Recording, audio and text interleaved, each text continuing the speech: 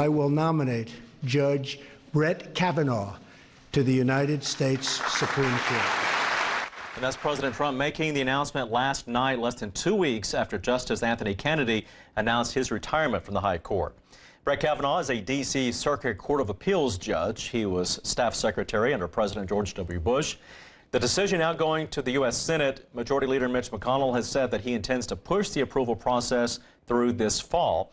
How moderate Democrats and Republicans intend to vote still remains to be seen. Texas Attorney General Ken Paxton is responding to the president's pick, congratulating Kavanaugh, calling him a well-qualified nominee.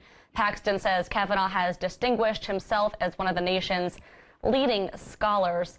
Meanwhile, President Trump has left for Belgium ahead of the NATO summit and is meeting with Russian President Vladimir Putin.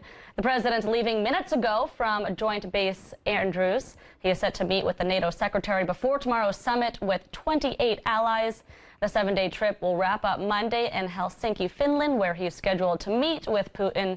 This will be the first formal meeting between the two leaders. 7:04 now. President Trump says he's confident North Korea's Kim Jong-un will honor the denuclearization deal they agreed to during last month's summit.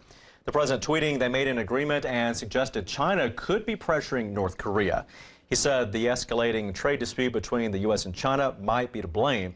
Secretary of State Mike Pompeo met with North Korean leaders last week. The North's news agency called those discussions, quote, regrettable, and said the White House is making gangster-like demands. 7:05 this morning. Today is the deadline set by a federal judge to reunite all those immigrant children under the age of 5 with their parents.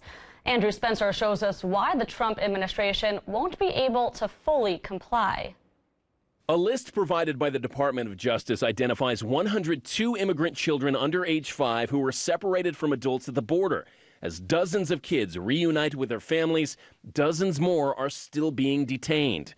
The ACLU, which filed a lawsuit to have all immigrant children reunited with their families, does not expect the Trump administration to face any consequences. I think we're a long way from the court saying I'm going to sanction the government. I think now he feels like the government is working in good faith, finally working to get this reunification done. We're hoping that's right, and it moves forward. In a court hearing yesterday, the federal judge overseeing the case said he was very encouraged. This is real progress, he said, and I'm optimistic that many of these families will be reunited Tuesday, and then we'll have a very clear understanding as to who has not been reunited, why not, and what time frame will be in place.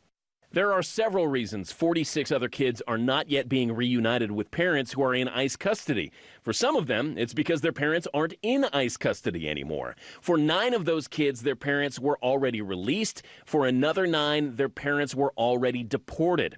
For 12 other kids, their parents are in criminal custody. And for 3 of the young children, officials say the adult who was with them when they were detained was not actually their parent. Today's deadline isn't the last. The judge had also ordered the Trump administration to reunite more than 2,000 kids by July 26th.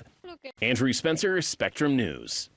Meanwhile, Texas artists made their way to Brownsville over the weekend to paint a mural. The artwork on the U.S.-Mexico border is meant to tell the story of those detained children. The group says it wants to send a message to President Trump about how exactly his zero-tolerance policy is impacting our communities. UT Rio Grande Valley will serve as a permanent home for that mural. 7:07 now. Today, prisoners rights activists will be rallying at our nation's capital. The group is hoping to convince lawmakers to reform the prison system. Ralliers are asking for a fair and effective system that respects American values while keeping people safe.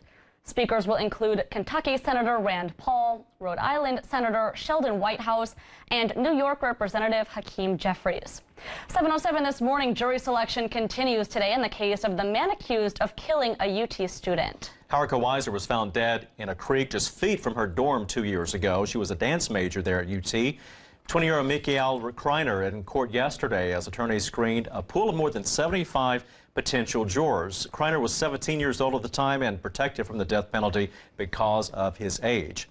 Now, the murder led UT officials to audit campus safety, things like improving lighting, trimming trees, and adding resources there to prevent students from having to walk alone. If convicted, Kreiner would be automatically sentenced to life in prison. 7:08, a train passing through downtown Manor ran off tracks early this morning around 4 o'clock. 5 or 6 cars derailed. Burton was talking about this earlier. It spilled piles of sand and dirt. The good news, no injuries were reported. It is believed that weather caused the derailment. Officials expect those tracks on San Marcos Street to be blocked off now for a couple of days for the cleanup process. The investigation continues this morning into that explosive device found in a Round Rock home. Williamson County Sheriff Robert Chody says the investigation goes back now to Saturday at a home on Hillside near Monument Drive. His department got a call from homeowners saying they found ammunition and manuals about making bombs from a former tenant. A bomb squad got on scene yesterday and destroyed the device. Chody says although this turned out to not pose a threat, he reminds people to stay vigilant. I think we have a responsibility, especially the Austin area, after what we went through some months ago, that you need to pay attention around your neighborhoods. If you see something, report it and go from there. Now, no suspect has been identified, and officials say it's still too early to know whether any charges would be filed. Travis County will decide today whether to lift its burn ban or not. Many counties in our area are still under a burn ban, despite all that rain we got. Yeah, earlier yesterday, showers caused Shoal Creek to rise and move a lot quicker. But as we do move into the week, we'll see temps crawl back in the 90s. In fact, these storm bursts can be a cause of concern for first responders. The other thing I look at, ironically, is that with all this extra moisture, we're getting extra growth. And so things that were a foot tall last week will be a 1.5 feet tall in the coming weeks. And that makes them larger and more prone to fire.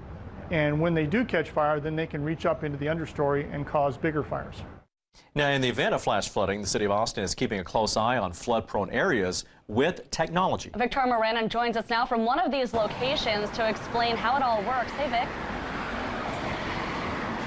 Hey, Steph and Todd. Well, whenever you come across a low water crossing like 45th and Speedway, you usually see like rain gauges like this one, but more recently you're going to start seeing like cameras like this one. Now you can actually see it. It kind of looks like a walkie-talkie, but it's actually a camera. So that is one of 10 flood cameras that the city of Austin has currently installed in low water crossings citywide. So they may look pretty ordinary, but they serve an extraordinary purpose, especially in the Austin area where flash flooding is a common occurrence whenever we get a good amount of rain. Now, Austin Watershed's Matt Porcher says you can access these cameras through atxfloods.com, giving people a real-time look on water levels in the event of a storm. We want it to be as simple and as easy to use as possible, and so that kind of goes along with our philosophy on ATX Floods, just simple and easy to use. You just pull up the blue camera icon and you can see what the conditions look like. Now, the city is planning to install up to 30 flood cameras like that one that you're looking at by the end of the year. So far in the first batch of 10, they're currently keeping an eye on Waller Creek, which is right behind me, Williamson Creek, Onion Creek, and Bull Creek. Back to you guys. All right, thanks a lot, Victoria. And Burton standing by now with a look at today's weather. Burton. Yeah. All right, Leanne, thank you. We'll see you in 10. After getting millions of dollars in donations, the Sutherland Springs Baptist Church finally putting that money to use. We'll show you how. And Dallas police and firefighters honoring the officers killed in the ambush 2 years ago there. Stay with us on Spectrum News.